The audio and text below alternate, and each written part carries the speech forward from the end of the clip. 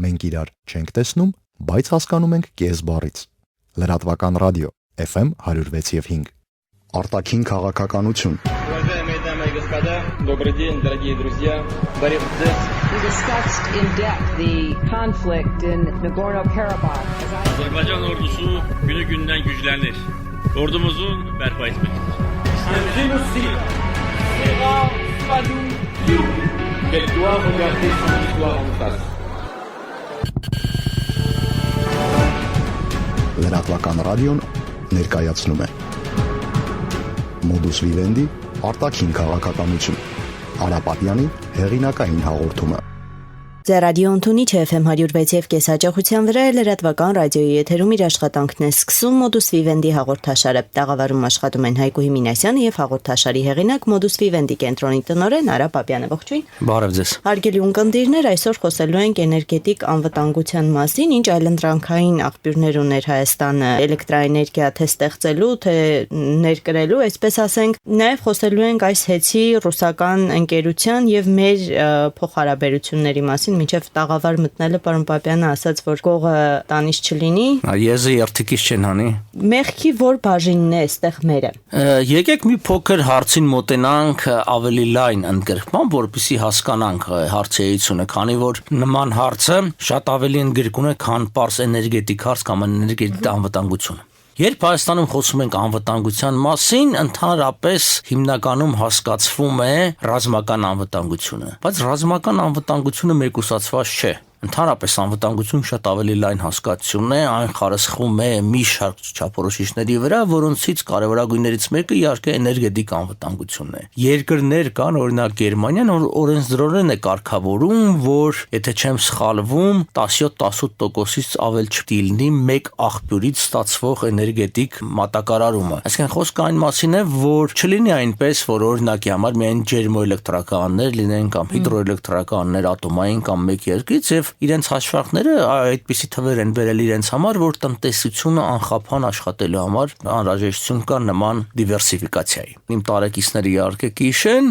անդրադառնանք 90-ական թվականներին, ակնհայտ էր, որ Հայաստանը ծայրահեղ ծանր տնտեսական եւ սոցիալ-տնտեսական վիճակի մեջ հայտնվեց հենց էներգետիկ խնդիրների պատճառով։ Եվ ինձ թվում էր, որ մեր իշխանությունը առաջին հերթին եւ իշխանությունները բոլոր ժամանակների ամեն ինչ պիտի անեն, որպիսի ինքնուրույն էներգետիկ աղբյուրներ ունենան։ Եվ մի շրջան հենց այդ 90-ական թվականների վերջից սկսեց նման աշխատանքներ, բավականին ծրագրեր կային, խոսվում էր արևի էներգետիկա եւ այլն եւ այլն։ Նրանք, ովքեր դեմ էին այդ տիպի էլեկտրականությանը մշտապես նշում էին, որ շատ ավելի թանկ է։ Բայց այսօր արդեն այսքան 2015 թվականի իրավիճակով, երբ որ մենք նայում ենք աշխարհին, մենք տեսնում ենք հաշվի առնելով արդյունավետության բարձրացումը, լինի անրևային էներգետիկայի, հողմային էներգետիկա եւ նման, գները բավականին ընկել են։ Մյուս կողմից անընդհատ խոսվում էր ատոմակայանի մասին։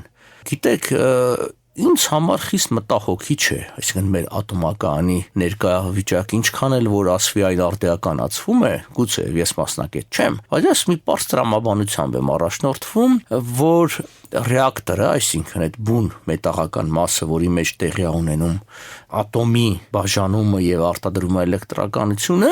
25 տարվա համար է նախատեսված եղել։ Այսինքն հաշվի առնելով, որ 78 թվականն աշահագործման հանձնվել է, ուրեմն 2003-ին ինքը սպառել է իր նախատեսված ժամանակահատվածը։ Հիմա նախատեսվածից ավել քանի տարի այն կարող է աշխատել, գուցե եւ կարող է ավել եւ աշխատում այսօր փաստ ունենք։ Բայց գիտեք, երաշխիքի խնդիր կա։ Եվ դա անվադող չէ, որ ասենք ավտոյս քշում ես նախատեսվածա, չգիտեմ, 20,000 կիլոմետրի համար 10-ի տակ կամ 30-ի տակ վնասվեց, կանգնեցիր, փոխեցիր։ Դա ատոմական է։ Հետևաբար ժամանակին պետք է զբաղվել, ու ես ինքս ընդգրկված եմ եղել ինչ-որ բանակցությունների փուլի մեջ նոր ատոմակայանի կառուցման։ Բայց այստեղ պիտի ազնվորեն ասենք, որ եւ Հայաստանի ներսում, եւ Հայաստանից դուրս, հատկապես Ռուսաստանում կային մարդիկ եւ մարդկանց խմբավորումներ, որոնք բնավ շահագրգռված չէին եւ չեն, այսօր էլ չեն ինքնուրույն էներգետիկ համակարգի ստեղծելու եւ մենք ամբողջական կախվածության մեջ ենք ընկել։ Հիմա ակնհայտ է, որ էլեկտրականությունը կթանկանա։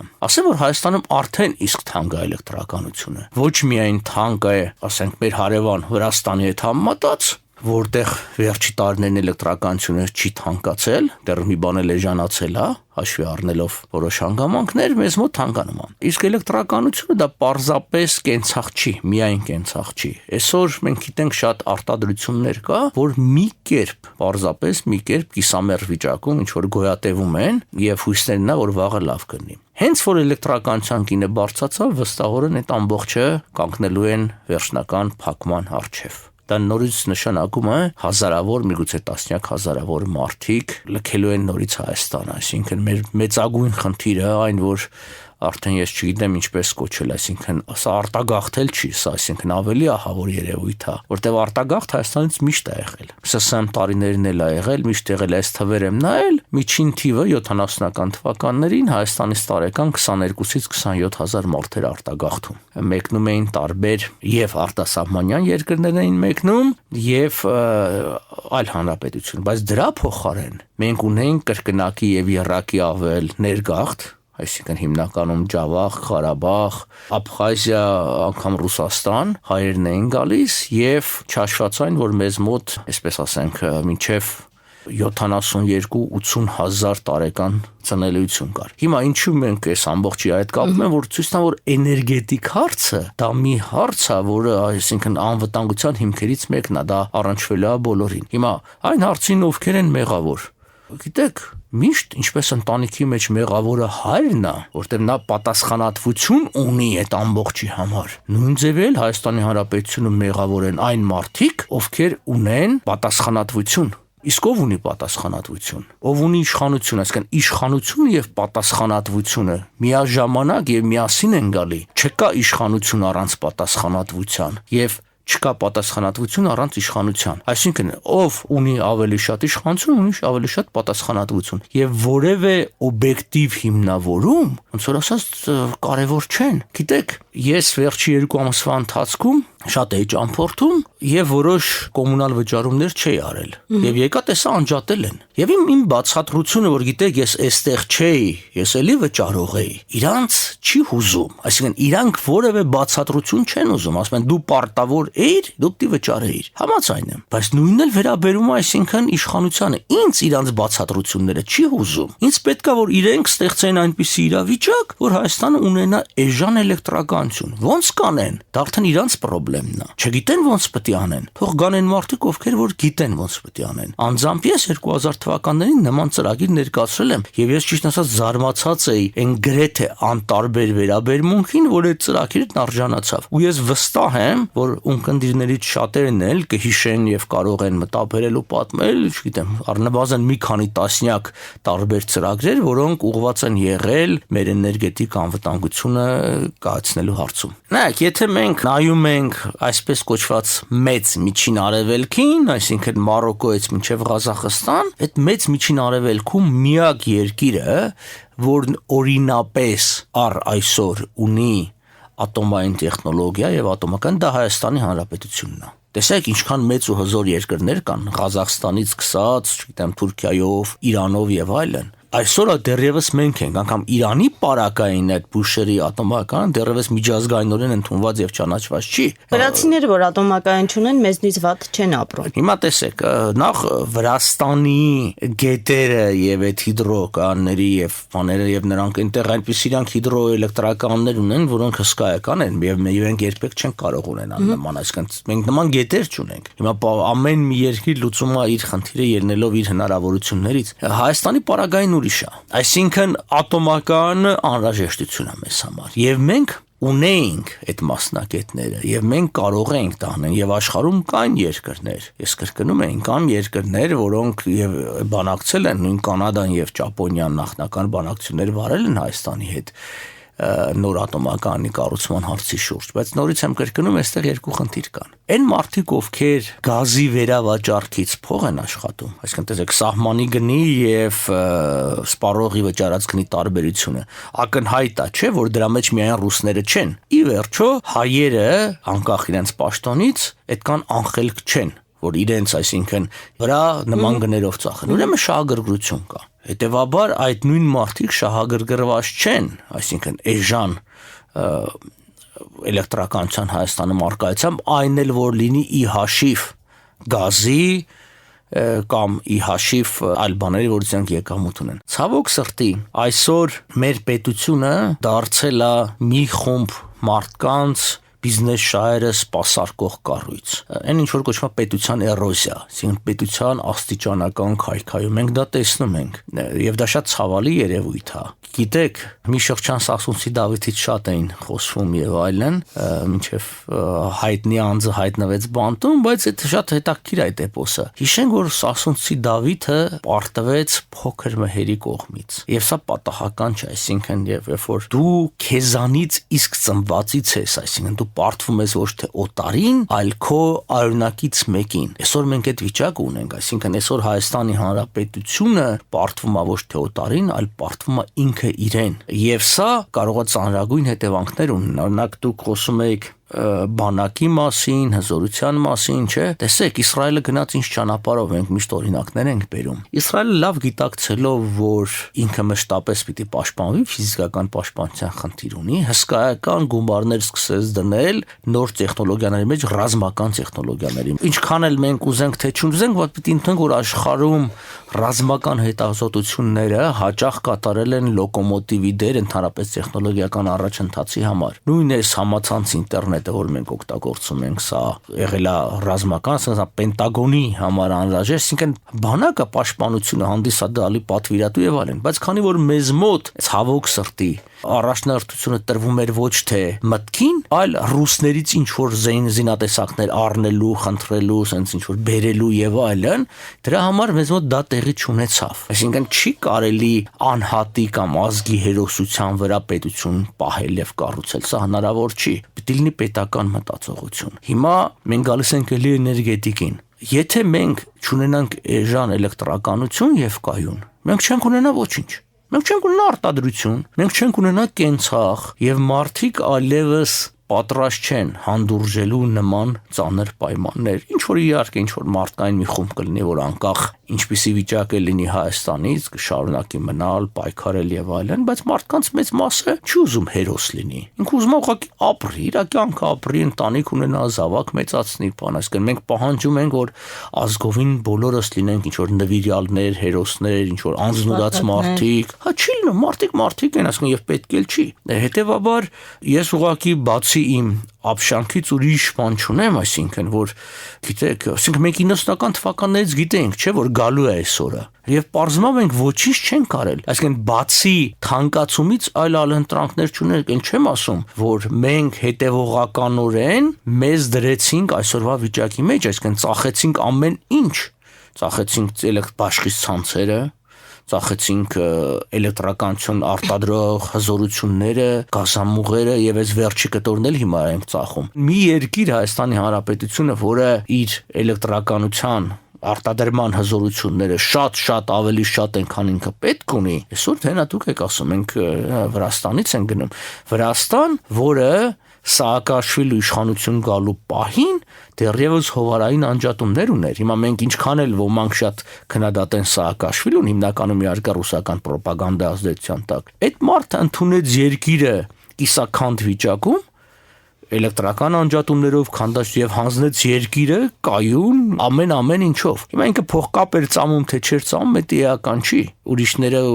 փող են ուտում, ինքն էլ փողկապ է ծամում, ինչ տարբերություն է, այսինքն հիմա որն է ավելի անընդունելի։ Հիմա խնդիրը հետեւյալն է, որ նայենք ապագային, մոտ ապագային նայենք, այսինքն ինչա մեզ այս առումով էներգետիկ առումով սպասվում։ Ես որևէ լավ բան չեմ տեսնում, որովհետև վերջի որոշումը որոշվեց մինչև 2026 թվականը երկարաձգել ատոմականի շահագործման ժամկետը։ Նախորդում չէ 2016-ն էր։ Գիտեք, թղթի վրա ամեն ինչ կարելի է անել, բայց նորից եմ կրկնում, եթե 2003-ին արդեն ռեակտորի շահագործման ժամկետը, երաշխավորված ժամկետը վերջացել է, 2026-ի վրա 23 տարի գրեթե կրկնակի ավել շահագործել այդ ռեակտորը, այսինքն այդ մետաղը, գիտեք, կարող է դիմանա, կարող է չդիմանա։ Իսկ նման հարցերով, չգիտեմ, կարողայով ոչինչ չի արվում, բայց այստեղ էլ խնդիր է առաջանում։ Դե լավ, ատոմական ասենք փակվեց, ինչ պետք է անենք։ Դա 37-40% է տալիս մեր էլեկտրականության։ Եվ այսօր այս գները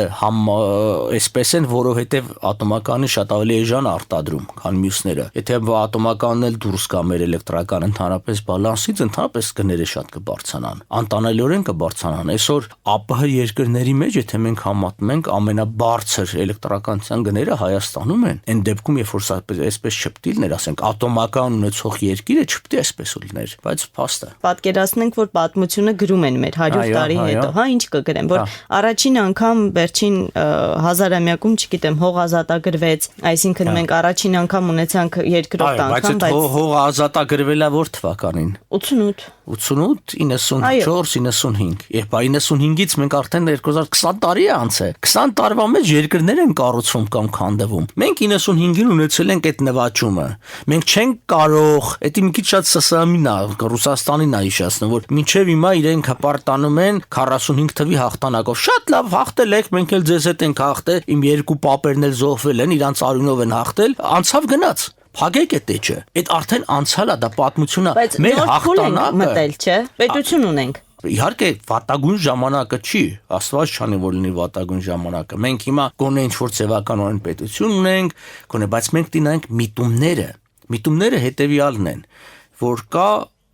արտագաղթ եւ ահագնացող արտագաղթ։ Այսինքն սա բացասական է։ Հետո այստեղ ուրիշ խնդիր կա, գիտեք, մեր պատմության ծանրագույն շրջանում անգամ Ետեղեռնյան շրջանը երբ որ վերցնեք, ես այդ թվերը նայել եմ, ՍՍՀ ազգերի մեջ ամենաբարձր ծնելիության ցուցանիշը ունեին Հայաստանում։ Դա, այսպես ասած, ենթագիտակցական արձագանքներ ազգի իր մեծ թվով կորուստների։ Այն ժամանակ իհարկե վիճակը շատ ավելի վատ էր, տնտեսական վիճակը, բայց մարդիկ ունեին այլ մտածողություն, իրենք պատրաստ էին ծանր տնտեսական պայմաններում 4-5-10 երեխա ունենալ երբեմն։ Իմ սփյուռքահայ ընկերները պատմում են, որ Բուրջ Համուտը, որը վրանաքաղաք էր, այսինքն այդ թաղամասը Բեյրութի եկան գաղթականներ, ասում են մեր պապերը երբ որ եկան, ամեն մեկը 6-7 երեխա ուներ վրանների տակ, առանց որևէ պայմանների։ Այսօր էլ ամենավատ ապրող մարդիկ ամենաշատ երեխաներ ունեն։ Դե հենց խնդիրը սա է, ասում են մեր հայրերը ավելի լավ էին ապրում, ունեցան 4, մենք շատ ավելի լավ ենք ապրում, ունեցանք 2, հիմա մեր զավակները դա էլ չեն ուզում ունենալ, դա այդ ընթացքը կա։ Հիմա միշտ այդպես, այսինքն զարգացման հետ միասին բերում է ծնելիության անկման եւ դա համընդհանուր տենդենս է, բայց այդ երկրները, որոնք զարգացած են, ունեն զարգացած մտածողություն, ունեն զարգացած տնտեսություն, հետեւաբար իրենք աշխատուժի պակաս լրացնում են ներգաղթի միջոցով, այսինքն նոր երիտասարդ ուժակալի, որ աշխատի, մենք դա էլ չունենք։ Պարոն Պապյան, Վենեսուելայում ավելի վատ են ապրում, քան Հայաստանում, բայց այնտեղից չեն գնում եւ շատ աշխարհի Չով ասես չեն գնում։ Այն տեմպերով, ինչ տեմպերով, որ մենք ենք գնում, հարաբերակցություն չէ գոյություն եւ Վրաստանում է, որ այսինքն մենք այսպես կողքից ենք նայում, ասում ու ավեսա Հակաշվիլուն, բայց երբ այնտեղի վրացիների հետ ես խոսում, ասում է Վրաստանը այսօր արտահանում է միջնադարյան, հա, այդ փաթեթը, պանիր, գինի, չգիտեմ։ Այնտեղ էլ լավ չեն ապրում շատ։ Այո, բայց տեսեք նույն Վրաստանում վերջի 10 տարվա ընթացքում արտահանումը 4.3 անգամ մեծացել է։ Հայաստանը չի մեծացել արտահանումը։ Դա արդեն առաջընթաց է վրա։ Գիտեք, ժողովուրդը միշտ դժգոհելու է եւ պիտի դժգոհի, դա ճիշտ է։ Ժողովուրդը դժգոհում է ամենուր։ Ասենք ես երկար ժամանակ ապրել եմ Կանադայում, որը Կանադան անհամեմատ, այսինքն լավ երկիր է, բայց էլ է ժողովուրդը դժգոհում։ Ասենք իրանք էլ իրենց դժգոհելու չափ ունեն, այսինքն նա էլ դժգոհում են։ Բանը հասնում է նրան, որ մարդ Google-ի աշխատակիցը դատի էր տվել ընկերությանը, որովհետեւ ճաշարանները գտնվում են 2 ճաշարան կա եւ նույն հեռավորության վրա են, ինքը չի կողմնորոշում, որ մեկը գնա։ Դատի տվեց, շահեց եւ բացվեց 3-րդ ճաշարանը։ Այո, մարդիկ միշտ դժգոհելու են տարբեր բաներից։ Ուղղակի մեկը դժգոհելու է, որ ինքը հնարավորություն չունի 4-րդ ավտոմեքենան, 3-րդ տունը եւ 2-րդ ամառանոցն ունենալու, իսկ մյուսը դժգոհելա, որ ասենք օրվա ընթացքում 2-րդ ճաշը չունի։ Այդ դժգոհությունները կան։ Մենք եկեք թվերին նայենք, ոչ թե ժողովրդի վերաբերում, բայց թվերին։ Հիմա ձեր նշած Վենեսուելա, Կոլումբիա, Ֆիլիպիններ, որտեղ արտագաղթը կա, նայեք, եթե մենք լինեինք 20 միլիոն, 30 կամ 100 միլիոն, այդ արտագաղթը մեզ չէր հուզի։ Ես Եթովպիայի գնացել, 2 տարի առաջ, այդ ուղղակի իմ տեսած ամենասպասած աղքատ երկիրն այդ օրինակն եմ բերում։ Եվ արտագաղթ կա, եւ այնտեղ գյուղական բնակ շատ ավելի վատ պայմաններում է ապրում, բայց իրենք 100 միլիոն ժողովուրդ են։ Կներեք այդ 100 միլիոնից թող 10%-ը գաղթի, թող 20%-ը գաղթի, թող 20 միլիոն մարդ երկրից գնա, այդ իրանց վրա չի ազդի, իրանք այդ խնդիրը չունեն, ընդհակառակը իրանք փորձում են դա, ասենք ծնելիությունը, բնակչությունը վերահսկեն, նույնը շատ երկրներ, մերն ուրիշ է։ Այլ որ ասում ենք մերն ուրիշ է, մենք մի բուր ժողովուրդ ենք։ Այսօր արդեն հասկանում եք բնակչության քչությունը բերում է նրան, որ բիզնեսները ուղղակի չեն աշխատում։ Ես կոնկրետ օրինակ բերեմ։ Մի քանի օր առաջ գնացել էին Վարշավիրի մոտ, որի մոտ արդեն առնվազն մի 20 տարի է իմ մազերն ակտրում։ Մարդ ասեց, ես գնում եմ Կրասնոդար։ 10 օր հետո ասեց, ես գնում եմ, որովհետև մարդ չկա այլևս, որ ես աշխատանք ունենամ։ Եվ սա հենց այդ երևույթներից մեկն է, հասկանում եք, սա ցավալի երևույթ է։ Էլեկտրականության թանկացումը, բերելու այդ ծառայությունների, այդ ու նաև վարշավիրական ծառայությունների թանկացման, տնտեսական աշխուժություն մտցնել երկրի մեջ, դա իշխանության պարտավորությունն է։ Երբեմն երբ որ մարդիկ կա հատկապես իշխանության ներկայացուցիչն ասում են հնարավորություններ կա, մենք չենք անում, այդ հարցի համար ընդունելի չի, կամ ոնց անենք, ոնց, այսինքն ուզում եք ես ասեմ դուք ոնց անեք, դուք անեք, չէ, ծև չի արվում։ Ժողովուրդը պիտի հնարավորություն ունենա ձևավորելու ընտրության ճանապարհով իշխանություն, ապա նույն ընտրությունների միջոցով գնահատական տալու իշխանության գործունեությանը, եթե լավ է, վերընտրվի, եթե վատ է, չվերընտրվի։ Երբ որ մենք աշխարհի մակարդակով նայենք, ժողովուրդը չի քվեարկում որևէ իշխանության օգտին, դա չի նշանակում, որ տվյալ իշխանությունը, ասենք, վատ է աշխատել։ Դա նշանակում է, որ այդ ժողովուրդը գոհ չի աշխատանքից։ Շատ հաճախ բախտի խնդիր կա, այսինքն տվյալ իշխանության բախտը չի բերում։ Ինքը այնպիսի իշխանության վրա, օրինակ, եթե մենք համեմատենք Ռոբերտ Քոչարյանի իշխանության ժամանակահատվածը Սերժ Սարգսյանի իշխանության, ակնհայտ է, որ Սերժ Սարգսյանի բախտը չի բերել, որովհետև Ռոբերտ Քոչարյանի իշխանությունը համընկավ ընդհանուր համաշխարհային տնտեսական զարգացման հետ, Հայաստան մեծ փողեր էին մտնում, Ռուսաստանից մեծ փողեր էին մտնում, եւ մենք այստեղ ահագին դեռևս ծախելու բաներ ունեինք, ծախում էինք եւ երկիրը զարգանում էր, այսինքն փող էր մտնում։ Հիմա Սերժ Սարգսյանը եկավ իշխանության գլուխ, արդեն ամեն ինչ ծախած էր, ոչինչ չկար ծախելու, գրեթե ոչինչ չկա, այսինքն ծախելու, եւ ես ասել եմ, հիմա եմ ասում, հիմա պետք է որոշ օլիգարխների ունեզրկեն, որտեղ միակ հնարավորությունը փողը բյուջե մտցնելու դա է, եւ տեղի ունենալու, այսինքն տեղի ունենալու ոչ այնքան յուրային օլիգարխների ունեզրկում, որտեղ բյուջեն դատարկ է։ Ժողովուրդը պետք չունի այդ մանրամասների մեջ մտնի։ Ժողովուրդը շատ հստակ խնդիր ունի։ Ինքը աշխատանք է ուզում, ինքը ուզում է համապատասխան վճարում, որպեսզի ինքը կարողանա իր կյանքը ապրի։ Այսօր գիտեք, մենք մի բացառիկ երևույթ ունենք Հայաստանում, որ շատ քիչ երկրներում է։ Մենք ունենք աղքատություն նաև աշխատող մարդկանց շրջանակում։ Այսինքն մարդիկ կա, որ աշխատանք ունեն, բայց աղքատ են, որտեղ այդ աշխատավարձը ոչինչ չի փոխվում եւ ցավոք սրտի սա մեծ թիվ է կազմում։ Հիմա եթե էլեկտրականությունը թանկացավ, նշանակում է այդ աղքատության շեմը ավելի կբարձրանա եւ էլի մարդիկ կներառվեն սրա մեջ, աղքատության մեջ։ Եվ սա, այսպես ասած, ինքը բազմաթիվ բացասական էֆեկտներ է թողում տարբերությունները։ 2 տարի առաջ մենք տեսանք ինչպես թույլ չտվեցին մեր քաղաքացիները, որպեսզի թանկանա տրանսպորտի գինը։ Արդյոք նույնը չենք կարող անել նաև լույսի պարագայում։ Կարող ենք, թե չենք կարող, այդ ուրիշ հարց է։ Ժողովուրդ, այսինքն ամեն անհատ պիտի պայքարի շահերի համար եւ ինչ կենսական։ Հիմա տարբեր մարդկանց համար այս էլեկտրականության թանկացումը տարբեր ազդեցություն ունի։ Միևնույն է բացասական։ Այո, բայց հիմա ին վրա էլ է ասում ուրիշ մարդ է, բայց ես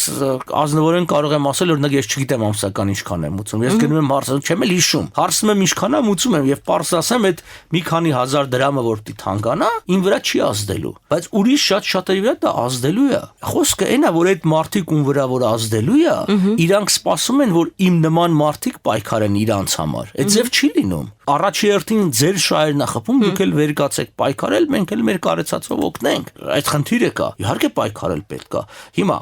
համեմատելը մի քիչ ուրիշ է բանի հետ, այդ տրանսպորտային խնդիրը, որտեղ նրա այդ մարդիկ, ովքեր ընդգրկված են այդ բիզնեսի մեջ, իրենց հզորությամբ համեմատելու չեն այն մարդկանց, ովքեր որ ընդգրկված են էներգետիկ համակարգի մեջ, եւ փողերի այդ քանակը համեմատելու չի, այսինքն մի քանի 100 անգամ պիտի ընդունել, որ էներգետիկ ոլորտը ընդհանրապես Հայաստանում ամենա, այսպես ասենք, եկամտաբերն է բոլոր առումներով։ Հիմա տեսեք, բանը հայտարարում է Հայաստանի բաշխի ցանցերը, որ վնասով աշխատում, բայց իրենց մայր գլխամասային ՌԱՕԵ-ի այդպիսի հաշվետվության մեջ պարզվում է, որ իրենք 65 միլիարդ դրամ եկամուտ են ունեցել նույն անցյալ տարին հատված, որ ասում են վնասով ենք աշխատում։ Ով է ճիշտ չգիտենք, կամ ինչու է այդ ամբողջը վնասով։ Պայքարել պետք է։ Չկա աշխարհում։ Պարզապես մեզ մոտ երկու ցավալի երևույթ կա։ Մեկը այն է, որ մենք ունենք դարերով մշակված հոգեբանություն, որ պայքարի հիմնական ձևը արտագաղթն է։ Այս արտագաղթը պայքարի ձև է, դուք մի կարծեք, որ սա պայքարի ձև չի։ Մենք պետականություն չենք ունեցել բավականին երկար ժամանակ։ Հետևաբար մեզ համար սկզբից երկու, ասենք Իրանը, ապա Թուրքիան, իսկ հետագայում նաև Ռուսաստանը ընկալվել էր որպես պետությունը, որպես օտարի լուծ եւ անհնարին դրա դեմ պայքարելու, հետևաբար սեփական պետությունը բարելավելու խնդիր չենք ունեցել, այլ արտագաղթել։ Հիմա ցավոք սրտի, թեև պետականությունը մերն է, մենք չունենք այդ հոգեբանությունը։ Ինչու՞։ Որովհետև ժողովուրդը հասկանում է եւ ցավոք սրտի իրավացիորեն հասկանում է, որ Հայաստանի իշխանությունները դրանք միայն Հայաստանի իշխանությունները չեն, նրանց թիկունքին կոնկրետ կանգնած է Ռուսաստանը, որը այս իշխանության միջոցով լուծում է իր հարցերը եւ բացահայտորեն, այսինքն ռուսական իշխանությունը Բորդյուժան պարզ ասես, չէ, որ եթե Հայաստանում զարգանան տենդենսներ, միտումներ, որ մեր շահերին դեմ ենք, այսինքն մենք իրան ռազմական ուժ, գիտեք, ժողովուրդը ասում են աչքը տեսածից է վախենում։ Շորտը հետո հոգնած է։ Այն այս վերջին ուսումնասիրությունները, որ մենք 5000 տարվա Հայաստանի հայկական բարձրավանդակում ապրած մարդկանց նախորդներ այդ գեները անփոփոխ է, նաեւ այդ գենի հոգնությունը կա։ Մենք 88 թվի այդ շարժումը մեր այսպես ասած բաներից մեկն էր, ոգեղեն ինչ-որ ժայթքումներից մեկն էր, եւ ես օրինակ Տեր-Պետրոսյանի իշխանությունը իր բոլոր թերություններով հանդերձ լավ կողմեր ունի եւ վատ կողմեր ունի, բայց ես գտնեմ, որ ամենամեծ թերությունն էր, որ մաքրված ժողովուրդ կար եւ մաքրված պետություն էր, դա չկարողացավ այդ իշխանությունը պահի եւ Հայաստանում գոմինչ այդ գոյություն ունեցող այդ կաշառակերությունը, պետական պաշտոնի յուրացումը նորից գլուխ բարձրացրեց, որը անհամեմատ հիմա ավելի շատ է։ Այսինքն ով ինչ ուզում է խոսի կոռուպցիայի դեմ պայքար, բան, ի վերջո փոքր երկիր ենք, բոլորս իրար ճանաչում ենք, բոլորս ամեն ինչ գիտենք, ով ինչ փողեր, եկամուտներ եւ բիզնեսներ ունի։ Եվ ամենավատն այն է, որ հաղթելով պատերազմի մեջ մենք պարտվում ենք խաղաղության մեջ։ Սա ամենացավալի բանն է, Եվ այստեղ, եթե լուրջ, այսպես ասած, քայլեր չձեռնարկվեն, այսինքն սկսած էներգետիկ անվտանգություն, ռազմական, տնտեսական եւ այլն, ապա սա կարող է շատ դառը հետևանքներ ունենա մեզ համար։ Հուսանք, որ չի ունենա։ Հուսանք։ Հարգելի ունկնդիրներ, դուք լսում եք Modus Vivendi հաղորդաշարը, տաղավարում աշխատում էին Հայկու Հիմինասյանը եւ հաղորդաշարի հեղինակ Modus Vivendi կենտրոնի տնօրեն Արա Պապյանը։ Հաջողություն։